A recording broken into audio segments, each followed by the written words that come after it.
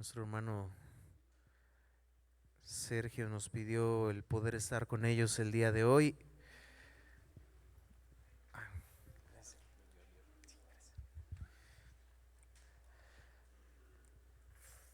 para un tiempo especial para ellos en su palabra de igual manera. Así que les damos espacio y nosotros permanecemos aquí, mis hermanos, y vamos a continuar en este día con esta serie de mensajes que hemos llevado ya eh, por unos domingos, un par de domingos. Y antes de hablar, como mencionamos, en cuanto a la Santa Cena, bueno, estamos viendo temas como selectos, como iglesia, importantes que tenemos que tratar como iglesia. Como hemos mencionado ya, nosotros solemos tener predicación expositiva de la palabra de Dios, de un libro, de una carta en específico. Pero en este tiempo vimos necesario el poder hablar de estos temas importantes como iglesia y después de concluir esta serie de mensajes especiales que tendremos de Navidad, de fin de año, empezaremos con una serie expositiva ya de mensajes, con una nueva serie. Así que bueno, vamos a Mateo, mis hermanos, capítulo 16. Y hemos estado hablando ya de la unidad del amor en la iglesia, hemos estado hablando ya de la membresía en la iglesia, la vitalidad de formar parte de una iglesia local, de ser miembros de una iglesia. Hemos visto ya la disciplina en la iglesia y la bendición aún de ella, sus objetivos claros que la palabra de Dios marca. Y antes de llegar a la parte de la Santa Cena, que también es un tema que me gustaría compartir como iglesia, eh, no porque estemos haciendo algo mal o algo en ese sentido, pero la vitalidad también de poderlo estudiar y el significado de la unidad que produce en la iglesia eso, y el significado porque muchas veces como creyentes perdemos el enfoque de lo que pudiera significar no solo eso, sino muchas cosas, como lo vamos a ver el día de hoy. Pero um, antes de estudiar eso de la Santa Cena, con ayuda de Dios, el próximo domingo, eh, quisiera profundizar un poco más en el motivo de lo que significa la Santa Cena. Y es que en la historia hemos visto ya, aparte de estas predicaciones, vimos una porción cuando hablamos de la membresía, cuando Cristo Jesús menciona en estas dos porciones bíblicas eh, a la iglesia, hablando de la iglesia universal, cuando Él menciona la palabra de Dios que Él sustentaría, él es la base de la iglesia y la iglesia, la maldad, el enemigo, nada prevalecería contra la iglesia. Hablando de la iglesia universal en estas dos porciones de Mateo donde Cristo Jesús las menciona, hablamos de la segunda porción donde Cristo Jesús menciona a la iglesia, hablando en un contexto local en cuanto a la disciplina de la iglesia, pero quise que profundizáramos más en este pasaje de Mateo 16 acerca de lo que Cristo Jesús, y ya lo vimos, no vamos a tocar mucho, muy a profundidad ese punto, pero vamos a ver el contexto de todo lo del el verso, porque es muy interesante, lo cual nos va a llevar a nuestro siguiente tema. Y el título del mensaje del día de hoy es, ¿y para ti quién es Jesús? Porque, bueno, la Santa Cena celebramos, recordamos el sacrificio de Cristo Jesús, su obra, pero ¿quién es Jesús para nosotros? Y bueno, vamos a, vamos a orar, mis hermanos, y vamos a pedirle la dirección a Dios en este día para el tema del día de hoy. Inclinen su rostro y vamos a orar a Dios. Amado Dios, glorioso Padre Celestial, a ti la honra, a ti la gloria. Gracias Dios por habernos mirado, Señor, con misericordia, con amor, aun cuando no lo merecíamos. Cuando nosotros merecíamos la ira, tu ira, Dios eterna, santa, tú nos diste y nos impartiste misericordia, Padre, gracias. Nos miraste con amor, no por algo especial que nosotros tuviésemos, no por algo especial que nosotros hubiésemos hecho, sino por tu pura misericordia, por el puro afecto de tu voluntad. Gracias, Dios. ¿Cómo no adorarte? ¿Cómo no exaltarte? ¿Cómo no servirte, oh Dios? A ti, soberano, santo.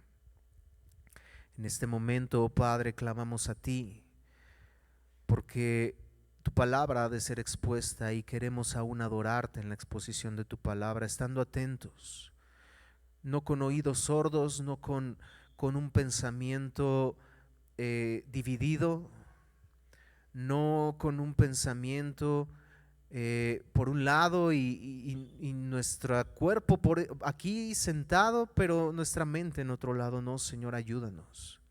Nos reconocemos que si por nuestras fuerzas fuera, Señor, nosotros nos distraemos fácilmente, nosotros pensamos en otras cosas fácilmente, las preocupaciones, los afanes pudieran distraernos, pero Dios, por eso clamamos a ti, a tu Espíritu Santo, Dios, que nos guíe, amado Dios, a poder enfocarnos en tu palabra y como lo dice tu palabra, ser hacedores, no solamente oidores olvidadizos, sino hacedores de tu palabra, oh Dios.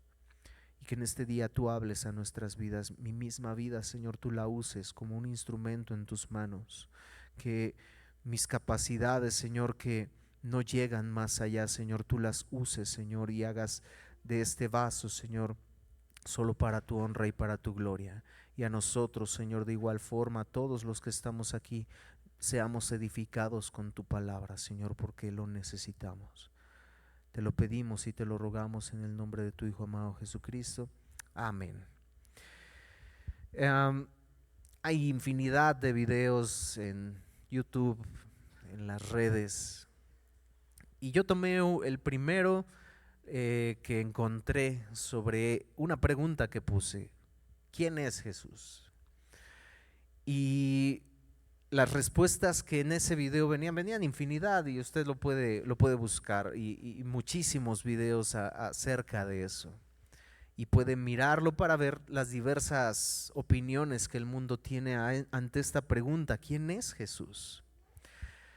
Y yo anoté las respuestas que dieron en este video y mencionaban un hombre maravilloso como Gandhi, probablemente un hombre muy bueno, íbamos bien hasta un hombre maravilloso, pero en su respuesta como Gandhi. Otro decía, pienso que Jesús es ficción, un personaje inventado que llama la atención de la gente. Alguien más decía, es el más grande engaño asociado con la humanidad. Alguien más decía, es algo que la gente tiene en su imaginación y es un alivio para ellos en situaciones difíciles. Una imaginación, algo creado en su mente que para ellos, si quieren creer en eso y les ayuda en sus situaciones difíciles, pues cada quien puede creer en su imaginación lo que quiera. Alguien más decía, pudo existir, y creo que estaba un poco loco. Él es importante, alguien más decía, pero para la gente joven como nosotros, y le pregunta a la pareja con la que estaba, ¿es importante para ti? No. Estas eran algunas respuestas de las que se dieron. Y para nuestro contexto pareciera fácil responder a la pregunta ¿quién es Jesús? Muchos, aún los católicos romanos, pudieran dar alguna respuesta en señal de eso. Nosotros como creyentes pudiéramos dar alguna respuesta. Tenemos el canon de la Biblia, el Antiguo y el Nuevo Testamento. Con anterioridad, cuando Cristo Jesús hacía milagros y en el contexto de lo que se da esto, Cristo Jesús le pedía a la gente que no hablara ni mencionara de lo sucedido por algunas razones. Uno, para que no le buscaran por sus milagros, para que no le buscaran por lo que les daba, que a final de cuentas cuando Cristo Jesús pedía eso, la gente hacía eso, lo que Cristo Jesús les pedía que no hiciera, porque había objetivos detrás de eso, no porque no quisiera revelarse. Cristo Jesús se reveló, pero Él no quería que la gente le siguiera por sus milagros, por lo que le seguían. Otro punto era para que no le buscaran para hacerlo rey. El reino de Cristo Jesús no era en esta tierra. El reino de Cristo Jesús no era aquí. Fue lo que a final de cuentas sucedió en la entrada triunfal a Jerusalén. Querían hacerle rey, pero Cristo Jesús mencionaba: no lo menciones porque mi reino no es de aquí. Ellos reconocerían de alguna manera, como lo hicieron en la entrada triunfal a Jerusalén, y querrían hacerlo rey, no el rey que ellos esperaban. Por otro motivo era por un reino físico, material. No, su reino era un reino espiritual. Pero ante todo esto que hemos mencionado, la pregunta es: ¿quién es Jesús para ti? Vamos a leer Mateo 16, 13 al 28. Sígalo con su vista, yo le voy a dar lectura. Dice de la siguiente forma: viniendo Jesús a la región de Cesarea de Filipo, preguntó a sus discípulos diciendo: ¿quién dicen los hombres que es el Hijo del Hombre? Ellos dijeron: unos Juan el Bautista, otros Elías, y otros Jeremías o alguno de los profetas. Él les dijo: ¿y vosotros quién decís que soy yo? Respondiendo Simón Pedro dijo: tú eres el Cristo, el Hijo del Dios viviente. Entonces le respondió Jesús: bienaventurado eres, Simón, hijo de Jonás, porque no te lo reveló carne ni sangre, sino mi Padre que está en los cielos. Y yo también te digo que tú eres Pedro, y sobre esta roca edificaré mi iglesia, y las puertas del Hades no prevalecerán contra ella. Y a ti te daré las llaves del reino de los cielos, y todo lo que atares en la tierra será atado en los cielos, y todo lo que desatares en la tierra será desatado en los cielos. Entonces mandó a sus discípulos que a nadie dijesen que él era Jesús el Cristo. Desde entonces, el versículo 21, comenzó Jesús a declarar a sus discípulos que le era necesario ir a Jerusalén y padecer mucho de los ancianos, de los principales sacerdotes y de los escribas, y ser muerto y resucitar al tercer día. Entonces Pedro, tomándolo aparte, comenzó a reconvenirle diciendo: Señor, ten compasión de ti, en ninguna manera te acontezca. Pero él, volviéndose, dijo a Pedro: quítate de delante de mí, Satanás. Me eres tropiezo, porque no pones la mira en las cosas de Dios, sino en las cosas de los hombres. Entonces Jesús dijo a sus discípulos: si alguno quiere venir en pos de mí, niéguese a sí mismo, tome su cruz y sígame. Porque todo el que quiera salvar su vida la perderá, y todo el que pierda su vida por causa de mí la hallará. Porque ¿qué aprovechará al hombre si ganare todo el mundo y perdiere su alma? ¿O qué recompensa dará el hombre por su alma? Porque el Hijo del Hombre vendrá en gloria de su Padre con sus ángeles, y entonces pagará a cada uno conforme a sus obras. De cierto os digo que hay algunos de los que están aquí que no gustarán la muerte hasta que hayan visto al Hijo del Hombre viniendo en su reino. Bien, mis hermanos, tenemos aquí esta porción de la Biblia, de la cual, como yo comenté, vimos una porción ya hablando de la membresía, pero quise que profundizáramos en ella con el objetivo de poder dar este paso a ese motivo de la Santa Cena.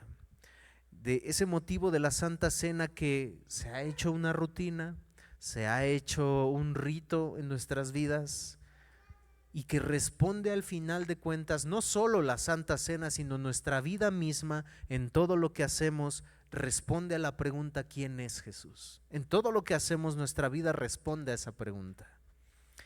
Entonces, tenemos aquí: viniendo Jesús a la región de Cesarea de Filipo, preguntó a sus discípulos diciendo: ¿quién dicen los hombres que es el Hijo del Hombre? Cristo crea, como solía hacerlo con sus discípulos, un ambiente de intimidad con ellos. Y les hace una pregunta en este ambiente de intimidad con ellos: ¿quién dicen los hombres que es el Hijo del Hombre? Ahora llegaba el momento de confrontar a sus discípulos y ver que ellos respondían. Pero antes les pregunta esto: ustedes han escuchado mientras vamos por el camino todo lo que hemos pasado hasta ese punto del ministerio de Cristo Jesús? Tenemos la alimentación de los 5,000, tenemos estos milagros que Cristo Jesús ya había hecho, los fariseos hablando de él. De hecho, antes de esto vemos a los fariseos atacándole una vez más a Cristo Jesús. Y Cristo Jesús les dice: cuídense de la levadura de los fariseos.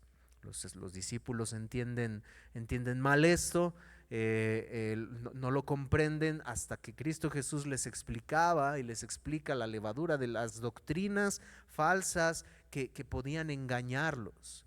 Y ellos entendieron que se refería a esas doctrinas falsas que ellos daban. Entonces, en este contexto, Cristo Jesús crea ese ambiente de intimidad con ellos y les pregunta.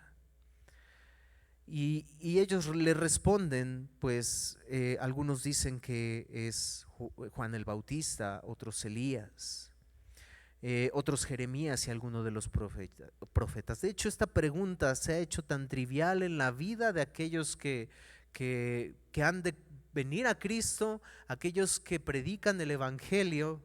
Se ha hecho tan trivial que ¿quién crees que es Jesús? ¿Quién yo te presento que es Jesús? Y con base en lo que yo te diga que es Jesús, tú vas a creer que ese es Jesús. Ante Romanos 10, 9 al 10, que si confesares con tu boca que Jesús es el Señor y creyeres en tu corazón que Dios le levantó de los muertos, serás salvo. Porque con el corazón se cree para justicia, pero con la boca se confiesa para salvación. Solo dilo y serás salvo. ¿Te da pena? No te preocupes, yo te digo y tú repítelo, porque lo tienes que repetir. Aquí dice, tiene que salir de tu boca. Nosotros ya han llegado más allá, y pues en tu mente piénsalo. Piénsalo en tu mente. Yo oro por ti y tú solamente escucha. Pero esta es la pregunta más profunda que alguna vez como seres humanos tendremos que responder, o nos enfrentaremos ante ella. ¿Quién dijiste tú que fue Cristo Jesús? Esta es una pregunta que cambiará y ha cambiado el destino de muchas almas. Nadie, absolutamente nadie podrá librarse de esta pregunta. Entonces los discípulos responden, unos Juan el Bautista, otros Elías y otros Jeremías. Algunos de los profetas han mencionado infinidad de cosas. En ese entonces el pueblo elegido por Dios, que conocía el Antiguo Testamento, no logró mirar quién era Cristo.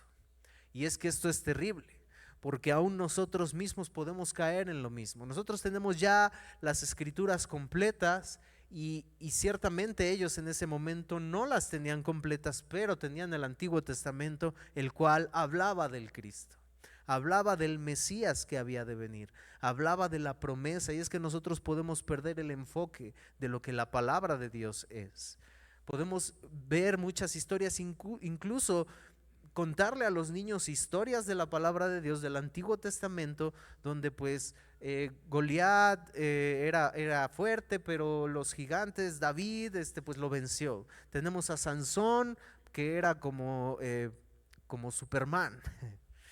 Y podemos perder totalmente el enfoque de lo que el Antiguo Testamento hablaba. Podemos conocer la historia de la Biblia sin conocer el motivo de la Biblia, de quién hablaba la Biblia. Y el Antiguo Testamento, de principio a fin, habla de Cristo. Estas historias, si bien es cierto que las contamos a nuestros hijos, las hablamos, el motivo principal es Cristo. En ellas, al poderlas hablar a nuestros hijos, el motivo principal es llevarlos a Cristo, porque de eso hablaba el Antiguo Testamento, y Cristo Jesús lo mencionó. Cuando Él resucitó y iba al camino a Emaús y se encuentra con estos discípulos, ellos estaban nublados de vista, ellos estaban tristes. ¿Y qué les dijo Jesús? Que ellos mismos no habían reconocido que era Jesús.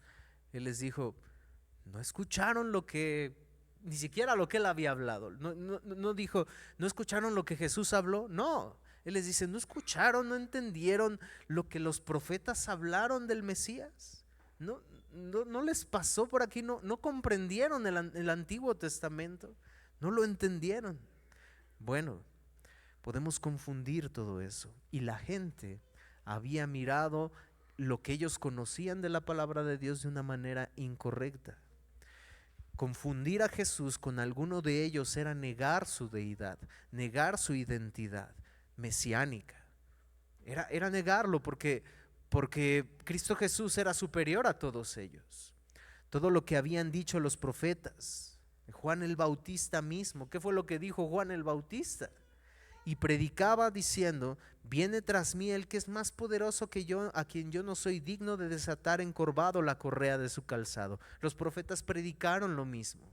Viene alguien, viene el Rey, viene nuestro Salvador, viene el que ha de redimirnos. Pero no lo entendieron. Si los discípulos hubieran dado una respuesta más completa, probablemente habrían dicho otros. Ante esta pregunta de Cristo Jesús, si los discípulos hubieran dado una respuesta más completa, le hubieran dicho a unos Elías, otros Juan el Bautista, otros los profetas. Pero si los discípulos hubiesen dado otra respuesta más completa, pudieran haber dicho: otros dicen que eres Satanás. Sí, la misma Biblia nos lo enseña, nos lo muestra. En Marcos 3:20 al 22, y se agolpó de nuevo la gente, de modo que ellos ni aún podían comer pan. Miren también lo que dijeron los suyos, y más adelante podemos ver que los suyos eran su familia, María, sus hermanos que fueron por él. Miren lo que decían los suyos de Cristo Jesús. Vinieron para decirle, vinieron para prenderle, porque decían: está fuera de sí. Está loco. Esta respuesta que escuchamos de este video fue lo que mencionó su familia de él mismo. Está loco. Y es que piensen en el contexto. El contexto: Cristo Jesús haciendo milagros, Cristo Jesús mencionando y hablando, diciendo que Él era el Hijo de Dios, Cristo Jesús mencionando que Él era la puerta, que Él era el pan de vida, que Él era esa agua de vida.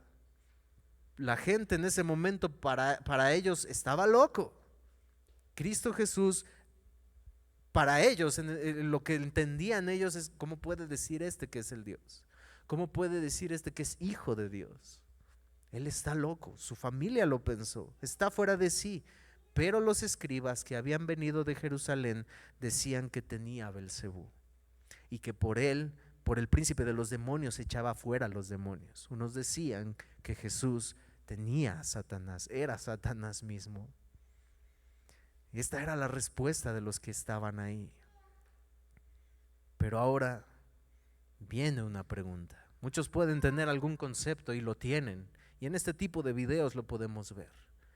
Pero el hecho de que ellos tengan un mal concepto de Cristo Jesús no quita lo que Él verdaderamente es. Y lo que Él verdaderamente es lo que los juzgará en algún momento si ellos no llegan a responder esta pregunta como debe de responderse. Y viene esta pregunta ahora a los discípulos y dice: y les dijo: ok, eso dicen ellos, eso han escuchado ustedes que han dicho de mí. Ellos mencionan eso, pero ¿qué dicen ustedes? ¿Quién dicen ustedes que soy yo? Han hablado de mí cosas terribles, y a Cristo Jesús eso no le agobiaba. Han dicho miles de situaciones y miles de cosas incorrectas, pero ustedes, ¿quién dicen que soy yo? Y nosotros mismos es la misma pregunta que repito yo en un momento, que mencioné hace un momento. Nuestra vida misma responde a esa pregunta. Nuestra vida misma responde a las cosas que pensamos, cómo actuamos, lo que hacemos, responde a esa pregunta. Dice el versículo 10: respondiendo Simón Pedro dijo: tú eres el Cristo, el Hijo del Dios viviente. Esta, mis hermanos, es probablemente la declaración más trascendental registrada en la Biblia. ¿Y por qué? La Biblia tiene infinidad de declaraciones trascendentales, sin duda, pero Es que como ya lo vimos y simplemente lo vamos a repasar, lo que ya vimos en el mensaje de la membresía, que hablamos sobre este verso y la declaración que dio Pablo, y cómo Cristo Jesús, sobre la base de esta declaración, Él edificó su iglesia. Por eso es la declaración más trascendental que podemos encontrar, porque esta es la base sobre la que usted y yo estamos fundados. En 14:33 los discípulos habían declarado ya algo similar cuando Cristo Jesús anda sobre el mar, anda sobre el agua, le da la alimentación a los 5,000. Cristo Jesús los despide, Cristo Jesús anda sobre el mar y los discípulos habían ya hecho una declaración como esta.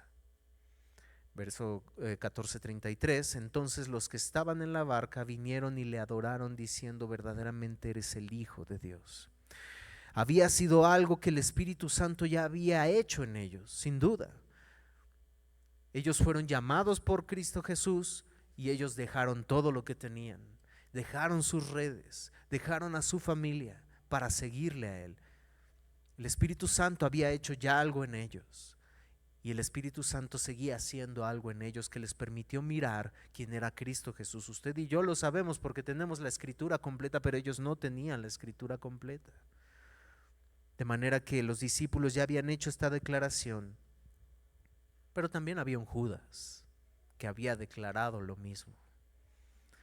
Había un Judas que en cierta manera representa a quienes pueden mencionar lo mismo hoy en día, pero que la realidad en su corazón no ha sucedido algo que les permite ver y responder correctamente a la pregunta ¿quién es Jesús? Porque cualquiera puede decir es el Cristo, el Hijo del Dios viviente. Cualquiera puede decirlo y cualquiera puede tomar la copa, puede tomar el pan, puede comerlo, pero sin haber hecho realmente en su corazón esta declaración real. Lo veremos el próximo domingo. Estaba Judas. Entonces, no es que en este pasaje, en este verso, no es que Pedro haya sido el único que lo creía, sino que funcionaba como un portavoz de los 12. Y ya vimos cómo los demás ya lo habían declarado. Marcos dice, tú eres el Cristo. Lucas dice, el Cristo de Dios. Esta es la declaración de fe.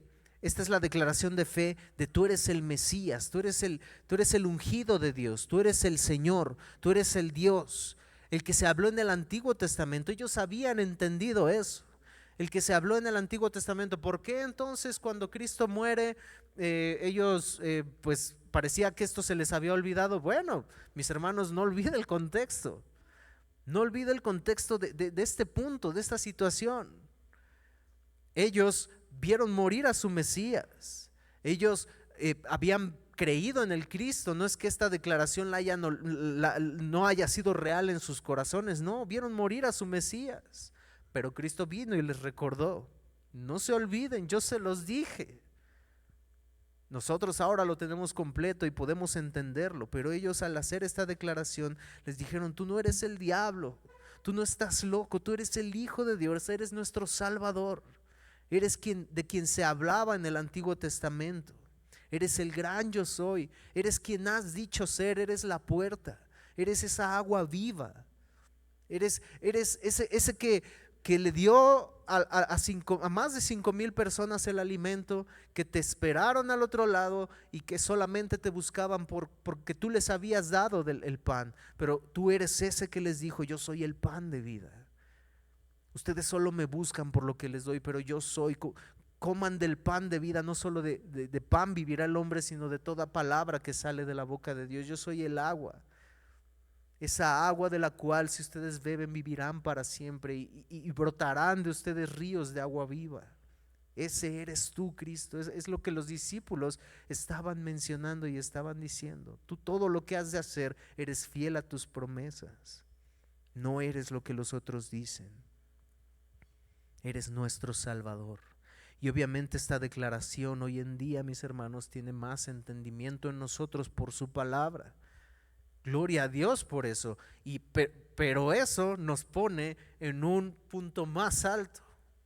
Eso nos pone en un punto de mayor responsabilidad aún más que los mismos discípulos. Aún más que eso, mis hermanos. ¿Por qué? Porque tenemos la palabra de Dios completa.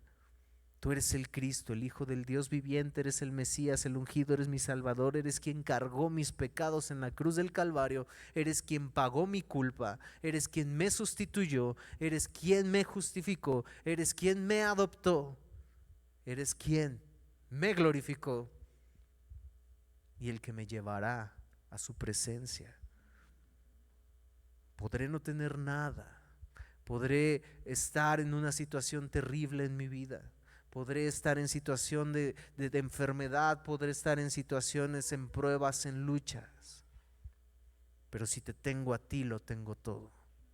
Eso es lo que esta declaración abarca en su completo significado. Pero por sobre todas las cosas, eso no hubiera sido posible sin el sacrificio de Cristo. Entonces Jesús le respondió, verso 17, bienaventurado eres Simón, hijo de Jonás, porque no te lo reveló carne ni sangre, sino mi Padre que está en los cielos. Nuevamente vemos y miramos a Dios, que solo Él puede hacernos ver lo que el ser humano natural no puede ver. Una vez más no vemos aquí a Cristo Jesús diciéndole, oh Pedro, has aprendido bastante y pues tu capacidad, tu carácter te llevó a decir esto. No, Pedro no pudo haber hecho nada sin Dios. Pedro no pudo haber hecho nada sin la revelación del Espíritu Santo. Le dice Cristo Jesús, bienaventurado eres Simón, no por ti mismo, no porque eres bueno, sino porque no te lo reveló carne ni sangre. No por tu sabiduría, no porque alguien más te lo haya dicho, no porque tu capacidad de entender lo que Juan el Bautista mencionó, no por tu capacidad de entender lo que yo he venido diciendo sea grande, no, sino porque te lo reveló mi Padre que está en los cielos. Solo a Dios la gloria, soli Deo gloria, porque nosotros podemos mirar la grandeza de Dios a través de lo que Él hace en nosotros por su Espíritu Santo. Porque nosotros estando muertos en delitos y pecados, Él nos dio vida, como lo dice Efesios 2. No le dice entonces Cristo Jesús esto a Pedro. Si Pedro acertó, bueno, no acertar en ese sentido como de suerte, no. Si Pedro dijo lo correcto que debió de haber dicho, fue por lo que el Espíritu Santo hizo en él, y lo que Él ha hecho en ti, y lo que Él ha hecho en mí, y lo cual lo tenemos que trasladar al momento en que nosotros participamos de la Santa Cena. Lo que tenemos que trasladar a nuestra vida, pensar antes de hacer, hablar, pensar antes de hablar, antes de decir las cosas. Es lo que tenemos que trasladar a cada paso que damos en nuestra vida, esta declaración, por lo que Dios ha hecho en nosotros. Para él poder ver, para Pedro ver por sí mismo lo que Cristo estaba haciendo, lo que Cristo iba a hacer. La gloria se la lleva a Dios, mis hermanos. Usted y yo no tenemos nada, nada, nada de que gloriarnos, absolutamente nada, ni una pizca de algo, nada. Toda la gloria es para Dios. Pero con esta declaración reconoce también Pedro de dónde él fue rescatado. Es algo que nosotros mismos también reconocemos, porque el Evangelio no puede ser conocido sin las malas noticias. El Evangelio no puede ser aceptado, conocido, reconocido, entendido, sin entender las malas noticias, del por qué tuvo que existir una buena noticia. Pedro entonces con esta declaración también estaba reconociendo de dónde él fue rescatado, pescador, remendando esas redes, vendiendo lo que él pescaba, blasfemo. Pedro era un blasfemo y con un carácter muy fuerte que Dios fue moldeándolo de una manera extraordinaria. ¿Cuántos nos podemos mirar y podemos recordar con esto a través de esta declaración de dónde Dios nos sacó? Dios promete edificar su iglesia con base en el fundamento de esta declaración, que es lo que significan los siguientes versos, y que no voy a profundizar en ello, mis hermanos, porque ya lo hicimos cuando hablamos de la membresía de la iglesia, verso 18 al 19. Y yo también te digo que tú eres Pedro, y sobre esta roca edificaré mi iglesia, y las puertas del Hades no prevalecerán contra ella. Y a ti te daré las llaves del reino de los cielos, y todo lo que atares en la tierra será atado en los cielos, y todo lo que desatares en la tierra será desatado en los cielos. Ya hablamos, ya mencionamos que esto no tiene nada que ver con declarar, con decretar. Así, de verdad, hermanos, es sumamente interesante que en las dos porciones donde menciona a Cristo Jesús la iglesia, aquí como iglesia universal, en Mateo 18, que ya hablamos acerca de la disciplina, que también se menciona esto, y habla de la iglesia en un contexto local, se menciona esto. Y en ninguna de las dos partes tiene que ver con el tema de declarar, decretar, atar, desatar y la liberación de demonios, y yo te ato en el nombre de Jesús. No tiene absolutamente nada que ver con eso. Nada, nada, en ninguna de las dos porciones. Una que es la autoridad que Cristo Jesús le está dando a la iglesia para aplicar la disciplina, como ya lo vimos, y en este aspecto y en este contexto, la predicación del Evangelio. La predicación del Evangelio, que es la base sobre la cual está fundada la iglesia, que es la base sobre la cual el Hades no va a prevalecer sobre la iglesia, y no ha prevalecido. A lo largo de la historia, muchas personas han querido desaparecer al cristiano, a la iglesia, a la iglesia cristiana, de diversas maneras, bajo persecución, bajo literalmente quitar la vida a los cristianos, o bajo cuestiones ideológicas. Este video que yo saqué, tan solo en una frase en el comentario decía: nosotros como cristianos a veces tampoco sabemos responder esta pregunta. Y la página era una página católica. No son cristianos, ni siquiera ellos mismos. Ahora mismo esas cuestiones ideológicas han llevado a querer atacar a la iglesia, mencionando que todos son cristianos, que todos somos hermanos, que todos somos hijos de Dios. No, la iglesia está siendo perseguida de diversas maneras, sea física, aún quitando la misma vida, pero tenemos esta promesa de Dios que las puertas del Hades no van a prevalecer contra ella. Cristo es el fundamento, el Evangelio, Él es la roca sobre la cual su iglesia está fundada. Entonces tampoco esta declaración significa, ya lo vimos, que Pedro sea el Papa, que Pedro sea el que está en el cielo diciendo quién sí entra, quién no. No significa nada de eso. Yo voy a seguir avanzando porque esto ya lo vimos, mis hermanos. Verso 21, desde entonces comenzó Jesús a declarar a sus discípulos que le era necesario ir a Jerusalén y padecer mucho de los ancianos, de los principales sacerdotes y de los escribas, y ser muerto y resucitar al tercer día.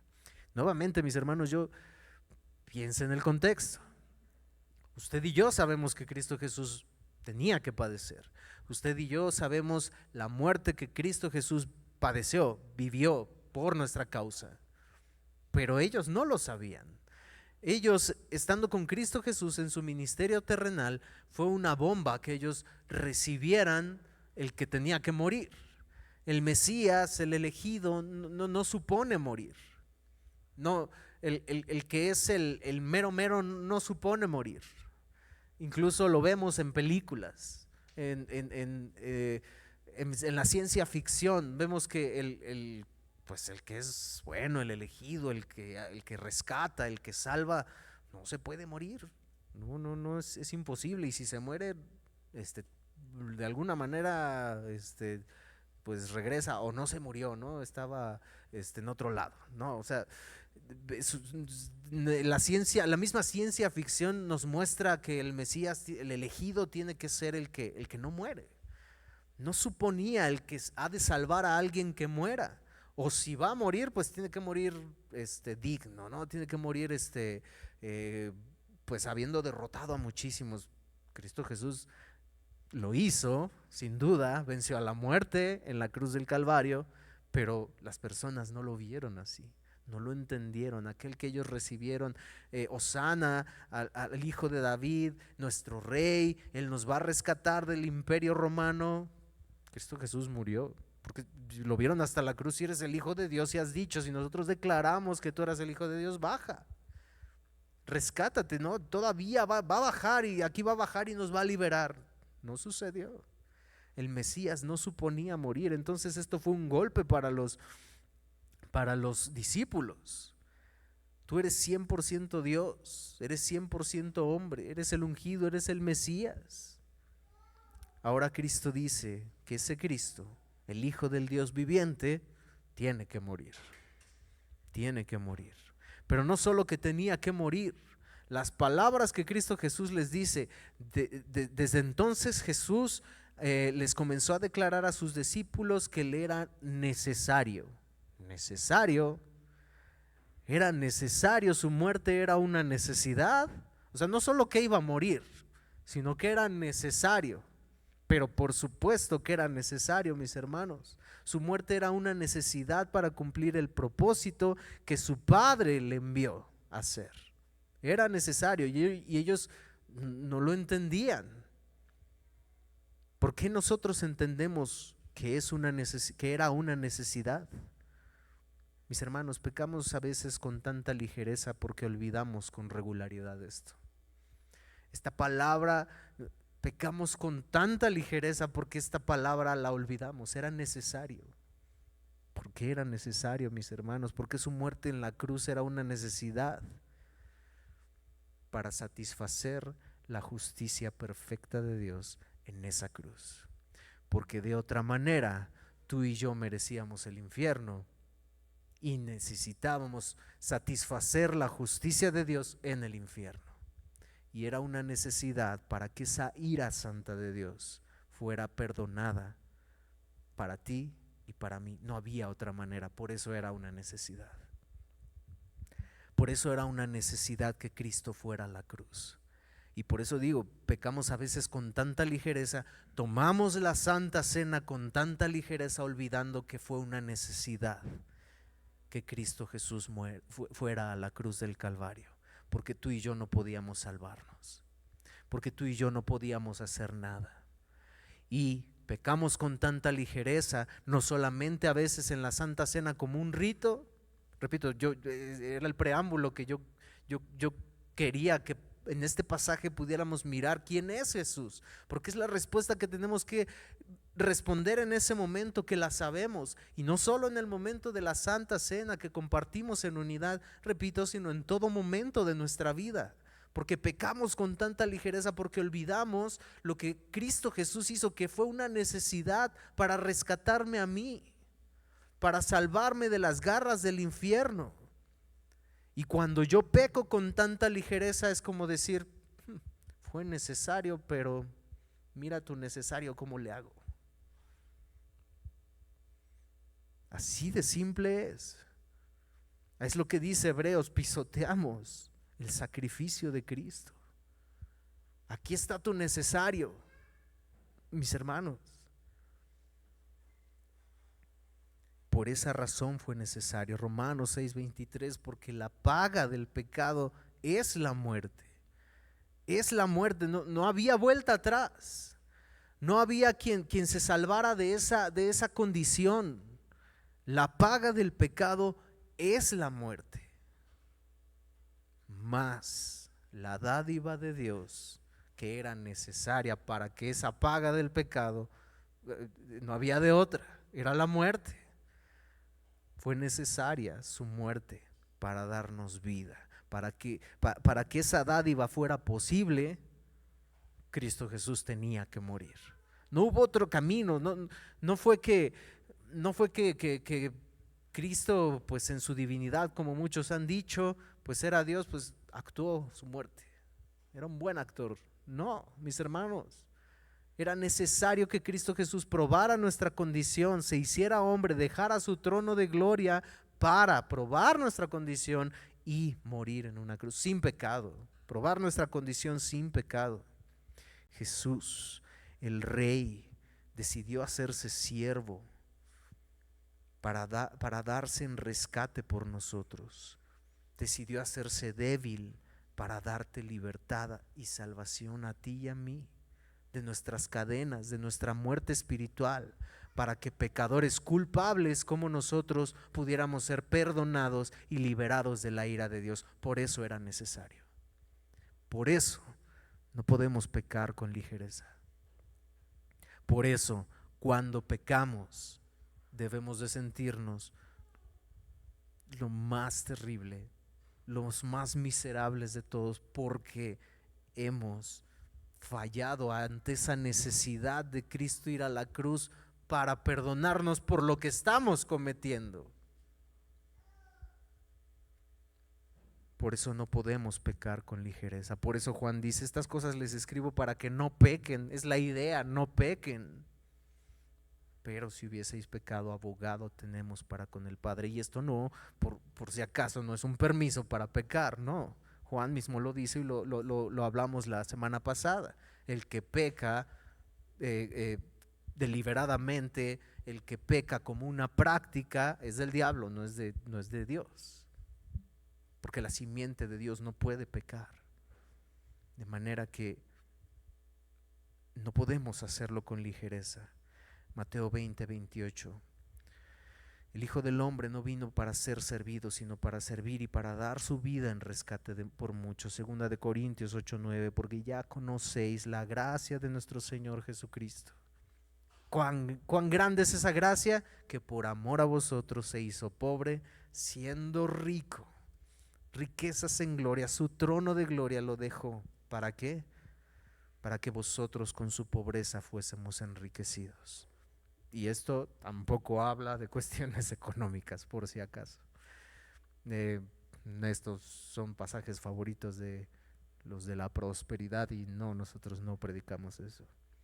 Nuestra riqueza en gloria fue porque Él fue necesaria su muerte para que nosotros pudiésemos tener vida eterna. Esa es su riqueza que Él nos impartió. Segunda de Corintios 5:21, al que no conoció pecado, por nosotros lo hizo pecado, para que nosotros fuésemos hechos justicia de Dios en Él. Él tomó nuestro lugar. El inocente tenía que morir, el justo por los injustos, para pagar la ira justa de Dios, para apaciguar la ira justa de Dios. Y no solo quedó ahí. Cristo Jesús dijo, voy a resucitar. La resurrección también era necesaria. La muerte era necesaria, la resurrección era necesaria, porque dice Pablo a los Corintios de igual manera, si no hubiese resurrección, no hay cristianismo, en pocas palabras. Porque si no hubiese resurrección de muertos, entonces nuestra fe es vana y somos los más miserables de todos. Pero Cristo resucitó. Y gloria a Dios por eso, porque nuestra fe no es vana, porque lo que predicamos no es vano, porque el que usted esté aquí sentado escuchándome no es en vano. Y lo que hacemos, mis hermanos, el servicio que damos a Dios tampoco es en vano, mis hermanos. Y sobre esta base es el motivo por el cual usted y yo estamos aquí. Sigue diciendo el verso 22, entonces Pedro, ¿cuál fue la reacción ante esto que Cristo Jesús dijo? Pedro, tomándole aparte, comenzó a reconvenirle diciendo, Señor. A veces es bueno leer la palabra de Dios de esta manera, así como de dándole sabor a la escena. Señor, ten compasión de ti, en ninguna manera te acontezca esto. ¿Cómo se habrá acercado Pedro y le ha de haber dicho esto? Qué contraste, mis hermanos. Qué contraste contra la declaración de Pedro de tú eres el Cristo, el Hijo del Dios viviente, y ahora, Señor, no te pase esto. Y pudiéramos pensar en el contexto, pero es que ellos no lo sabían, pues su anhelo, su amor por el maestro, y yo no dudo que haya habido algo así. Pero ahí va Pedro, el mismo que hace un par de segundos le había dicho, tú eres el Cristo, el Hijo del Dios viviente, que había hecho la declaración sobre la cual estamos fundados usted y yo. La palabra reconvenirle aquí en el original es mejor traducida como reprenderle. Es la misma palabra que que Cristo Jesús utiliza cuando Él saca demonios. ¿Puede imaginarlo la manera en la que Pedro se acercó? ¿Ya puede imaginar un poquito el corazón con el que Pedro se acercó? Podemos ver que Pedro no se le acercó con una intención de humildad para decirle, no, Señor, no, mi amigo, no, sino con un sentimiento de darle a entender a Jesús que ese plan era bastante incoherente, un plan sin sentido.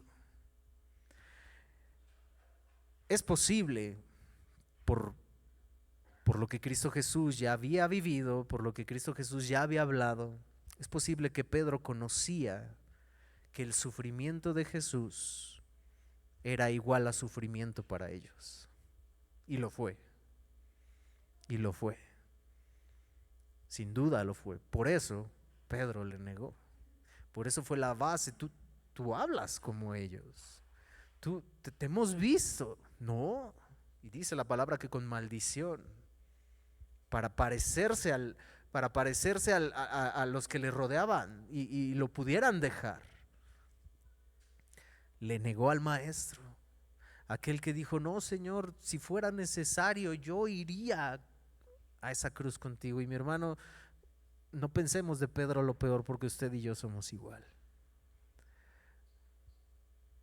Estamos hablando con varones, con damas sobre el temor al hombre. Estamos hablando en grupos pequeños sobre te costará todo, sobre estos versos, sobre las bases de estas fuertes palabras que Cristo Jesús dijo a sus discípulos. Entonces Pedro conocía que el sufrimiento de Jesús significaba sufrimiento para ellos, sus seguidores. En ese momento Pedro no estaba dispuesto a pagar el precio por Cristo. No lo estaba. Por lo tanto, su mejor alternativa fue intentarlo hacer cambiar de opinión. Y oh, qué tan soberbios somos, mis hermanos, cuando queremos hacer eso.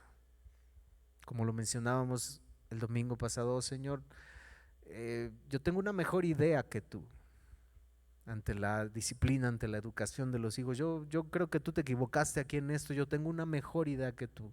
Pablo exhorta a los corintios, eso es arrogancia. Pedro estaba siendo arrogante aquí. Tu idea, Cristo Jesús, no es la mejor. ¿Cómo que vas a morir? No te acontezca así. Y Cristo Jesús conocía el corazón porque Pedro lo estaba diciendo así. Pero antes, ante la pregunta, ¿quién dices tú que soy yo? Responderíamos, nuestro Salvador, nuestro Señor, nuestro Dios, que es el que nos rescató de la muerte, que nos dio vida eterna, que me rescató del hoyo en el que yo estaba. Yo antes era así, yo hacía esto. Ese es mi Señor y gloria a Dios por eso. Pero cuando nuestros planes no están acordes a los que Él dijo, a los que Él planeó para nuestra vida, cuando llega algo, esa pregunta como que se empieza, la respuesta ante esa pregunta como que se empieza, no, Señor, como que no me acontezca así.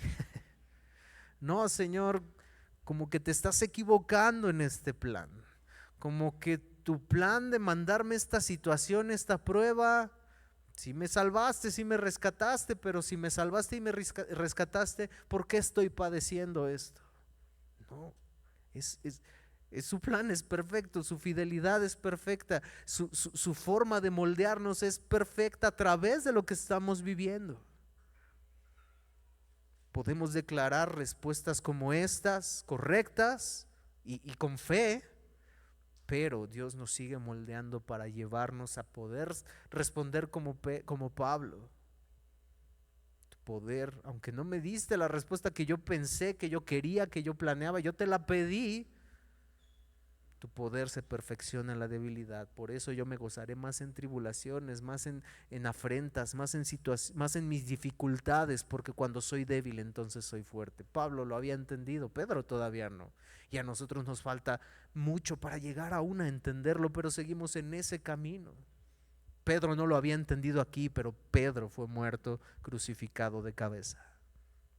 Dio su vida por Cristo. Pedro logró entender que ya no debía negar. Fue restaurado Pedro cuando negó a Cristo Jesús. Pedro, ¿me amas? Pedro, ¿me amas? Pedro, ¿me amas? Hasta llegar al punto de quebrantarlo y decirle: Señor, tú sabes que te amo. Ahora sí tú sabes, Señor, que yo estaría dispuesto a dar todo por ti. Pedro lo había entendido y nosotros podemos hacerlo. Pedro le estaba diciendo a Cristo lo mismo que Satanás le dijo en el desierto: un reino sin cruz. Esa fue la tentación de Satanás para Cristo Jesús. Yo te puedo dar todo esto si te postras ante mí. Lo que Satanás le estaba ofreciendo a Cristo Jesús era un reino sin pasar por la cruz. Y es lo que se nos ofrece a nosotros. Por esa razón la expresión de Cristo Jesús: Pedro, lo que me estás diciendo es lo mismo que Satanás me dijo a mí en la tentación en el desierto. No hay gloria sin cruz. Le respondió. Pedro, quítate pero volviéndose dijo a Pedro: quítate delante de mí, Satanás, que me eres tropiezo, porque no pones la mira en las cosas de Dios, sino en las de los hombres. El temor al hombre. Cristo reprende a Pedro. El mensaje que ofrece una corona sin cruz, mis hermanos, es un mensaje que viene directo de Satanás. Para Cristo Jesús y para ti y para mí también. El mensaje que ofrece una corona sin cruz es un mensaje que viene directo de Satanás, tejido por el mismo demonio. No, tú puedes disfrutar tu vida y puedes servir a Cristo. No, esto no es tan pecado. Hacer esto no es tan malo. Tú puedes hacer esto y servir a Dios. No pasa nada. No. Cristo cumplió su propósito y le fue dado un nombre que es sobre todo nombre. No pasando por alto la cruz, sino yendo a la cruz. ¿Qué podemos esperar tú y yo? Cero sufrimiento, cero situaciones difíciles. No, mis hermanos, no hay atajos para el que está en Cristo. Es el camino ancho que nos lleva a la perdición, pero es ese camino angosto que nos lleva a Cristo. Por eso lo que Cristo Jesús les dice en los siguientes versos: entonces Jesús dijo a sus discípulos: si alguno quiere venir en pos de mí, niéguese a sí mismo, tome su cruz y sígame. No, un reino sin cruz no existe. Marcos dijo, y llamando a la gente y a sus discípulos les dijo. Miramos aquí ya que probablemente Cristo Jesús ahora, una vez más, como lo hizo en Lucas, que lo estamos estudiando en grupos pequeños, ahora ya estaba con toda la gente y les dijo estas palabras: mis hermanos, con Cristo es todo o nada. Niégate a ti mismo. La muerte de Cristo solamente será de valor para los que están dispuestos a morir al pecado y al yo. ¿Qué es morir al yo? Es morir a esas cosas que a mí me satisfacen para obedecer a Dios, para obedecer a lo que Él me manda. Porque cuando yo satisfago mis deseos, yo peco. Y por eso mencionaba hace un momento, no podemos pecar con ligereza ante esta necesidad que Él se dio a sí mismo para que tú y yo no padeciéramos ese infierno. Él vivió el mismísimo infierno, la separación de Dios. Eso es el infierno, la separación de Dios. Él vivió esa separación de Dios por ti y por mí. Era necesario para que tú y yo fuéramos salvos. ¿Por qué? Esa es la pregunta que también nos tenemos que hacer en medio de la tentación. ¿Por qué yo he de fallarle? ¿Por qué yo he de ceder ante esta tentación? No lo voy a hacer. No voy a pecar. Eso es negarse a sí mismo. Yo estoy en esta situación, yo estoy pecando. Yo voy a negarme a mí mismo, dejar eso que sé que estoy haciendo que está mal delante de Dios, porque estoy tomando mi cruz, negándome a mí mismo y obedeciendo a Cristo. Hendrickson dice, el comentarista, Cristo Jesús dice, el que quiere seguirme debe de una vez por todas despedirse del yo, aceptar decididamente el dolor, la vergüenza y la persecución por mi causa y por amor a Cristo Jesús.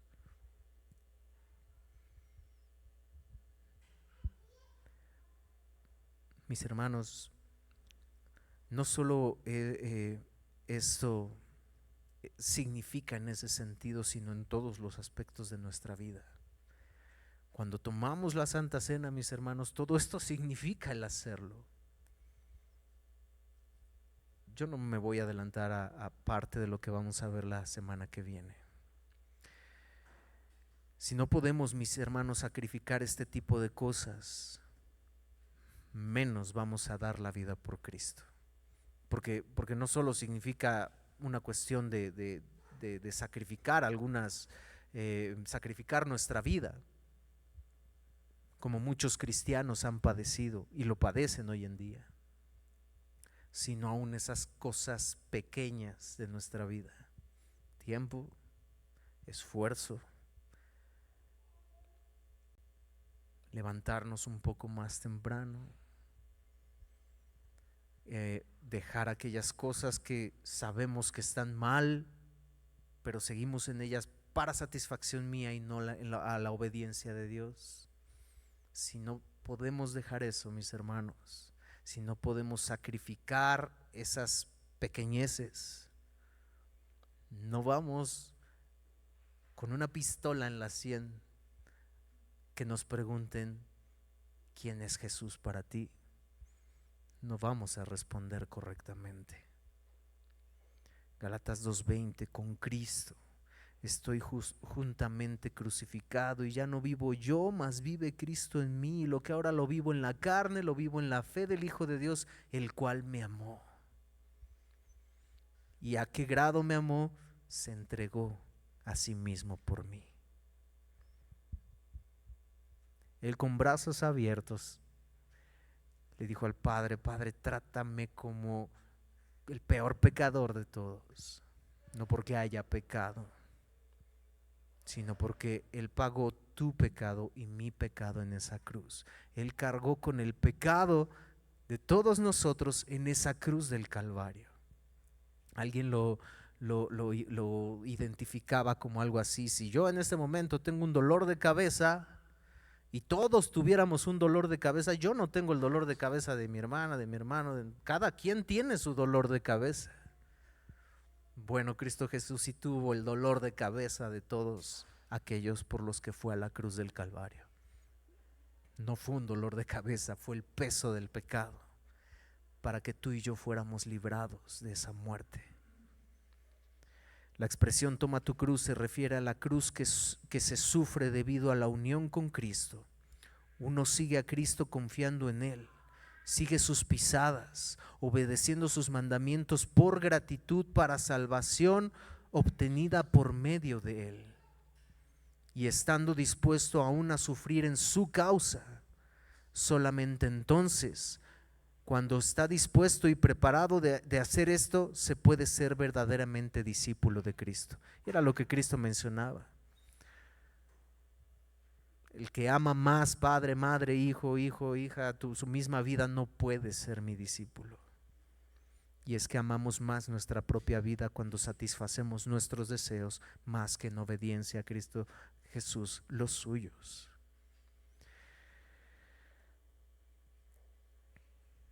Filipenses 1:29, porque a vosotros os es concedido a causa de Cristo no solo que creáis por Él, sino padecer por Él. Pablo en Listra, en Iconio, volvieron en Antioquía y les dijeron: es necesario que a través de muchas tribulaciones entremos al reino de Dios. Bienaventurados los que padecen persecución por causa de la justicia, porque de ellos es el reino de los cielos. No os sorprendáis del fuego de prueba como alguna cosa extraña hubiese acontecido, sino gozaos que somos participantes de los padecimientos de Cristo. Timoteo 4:10, porque Demas me ha desamparado amando más este mundo. No améis al mundo ni las cosas que están en ellos. Primera de Juan 2:15. Si alguno ama al mundo, el amor del Padre no está en él. Oh almas adúlteras, Santiago 4:4, ¿no sabéis que la amistad del mundo es enemistad contra Dios? Cualquiera pues que quieras ser amigo del mundo se constituye enemigo de Dios. Verso 25 al 28 de nuestro pasaje central, Mateo 16. Porque todo el que quiera salvar su vida la perderá. Si no tomas tu cruz, si no te despojas del yo, porque satisfaces tu yo, el que quiera salvar su vida la perderá, y todo el que pierda su vida por causa de mí la hallará. Porque ¿qué aprovechará el hombre si ganara todo el mundo y perdiere su alma? ¿O qué recompensa dará el hombre por su alma? Porque el Hijo del Hombre vendrá en gloria de su Padre con sus ángeles, y entonces pagará a cada uno conforme a sus obras. Lo que hemos hablado. El juicio es por obras, no porque la salvación sea por obras, sino porque las obras mostraron verdaderamente quién estaba en Cristo y quién no. No es por obras, porque por gracia somos salvos por medio de la fe, y esto no de vosotros, es don de Dios, no por obras para que nadie se gloríe, pero somos hechura suya, creados en Cristo Jesús para buenas obras. Por eso el juicio será por obras, y por eso la Biblia lo afirma, y aquí lo afirma. Pagará a cada uno conforme a sus obras, porque las obras, la vida de Cristo, no solo su muerte fue imputada a nosotros, sino la vida de Cristo perfecta fue imputada a nosotros también, para que nosotros podamos vivir en obediencia a Él. Mis hermanos, Iglesia Monte Ararat, la fidelidad de cada uno de nosotros hacia Dios con base en esto es crucial. Es crucial para nuestras almas y para la vida y salud de la iglesia, de nosotros como iglesia local. El pastor Alex Montoya decía: si no estás dispuesto a morir por la iglesia, no estarás dispuesto a morir por Cristo. Y en este sentido, ¿a qué se refería morir por la iglesia? Servir al hermano. Si no estamos dispuestos a servir al hermano, mucho menos vamos a hacer otra cosa. Amar al hermano, que no es tan fácil de amar. Ocuparme de los dones y ministerios que Dios me ha dado para edificación de su cuerpo. Yo no lo hago, mucho menos voy a querer morir por Cristo. Perdonar a aquel que me dañó, pedir perdón a aquel al que me dañe, aquel al que dañé también. Yo edificaré mi iglesia, y esa es una promesa que Dios es fiel y ha sido fiel a lo largo de los tiempos para cumplir, y la seguirá cumpliendo. Y sobre esa base, mi hermano, usted y yo estamos. ¿A quién iremos si solo Él tiene palabras de vida eterna? Misma declaración que hizo Pedro también. ¿A quién iremos? ¿Ustedes también quieren irse? ¿A quién iremos? ¿A quién iremos? Con Cristo, mis hermanos, es todo o nada. Y primeramente Dios, si nos da vida el próximo domingo, hablar de esto, pensar en esto, llevemos esto en nuestro corazón. Yo participo de la Santa Cena. ¿Participo con esto en mente? Al participar de la Santa Cena, donde Él dice háganlo en memoria de mí, ya lo hacemos como un rito. Ya llegamos y vemos la mesa puesta. Hay Santa Cena, hoy toca. ¿Cómo lo hacemos? Porque la respuesta ante esta pregunta determina nuestra vida, pero también en un momento tan maravilloso y tan especial como lo es participar de la Cena del Señor. Pónganse de pie, mis hermanos, y vamos a orar.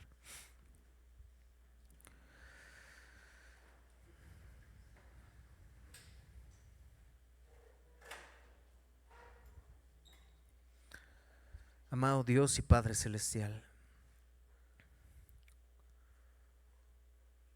son palabras que tú dijiste a tus discípulos, que tú dijiste a las multitudes, que como hemos estudiado son fuertes, Padre, son duras, Dios, y confrontadoras, Padre, a nuestra vida y a lo que nosotros somos.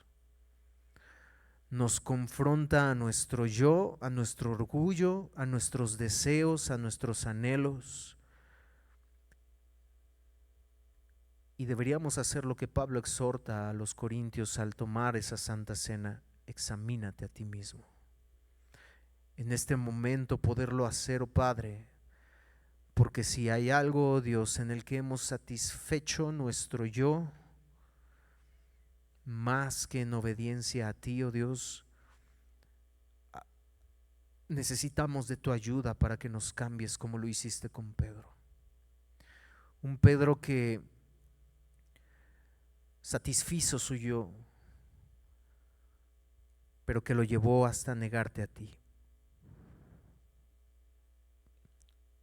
Un Pedro que te negó a ti sin pensar la necesidad que era que tú fueras a esa cruz para morir por sus pecados, pero que después él pudo verdaderamente ser reivindicado, ser restaurado. Pedro, ¿me amas?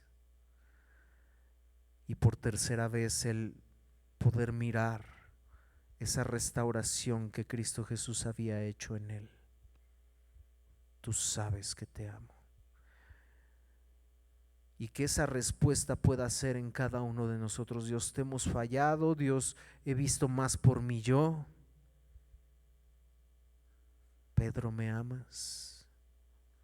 Y cada uno poner nuestro nombre ahí.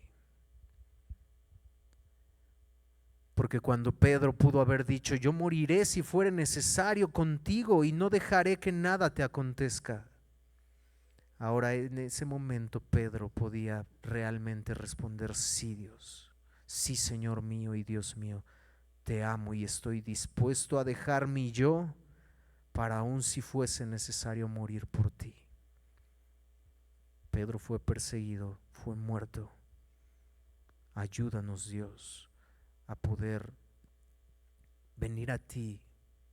Y no sabemos que tú determines, Padre, de nuestro tiempo, de nuestra era en la que estamos viviendo, si lleguemos en algún momento a ser perseguidos como iglesia, pero que nosotros podamos mantener firme nuestra convicción que tu Espíritu Santo ha traído a nuestras vidas. Tú eres el Cristo, el Hijo del Dios viviente. Ayúdanos, Señor, no podemos sin ti. Te lo pedimos en Cristo Jesús. Amén. Amén, hermanos. Vamos a orar por las ofrendas. Estamos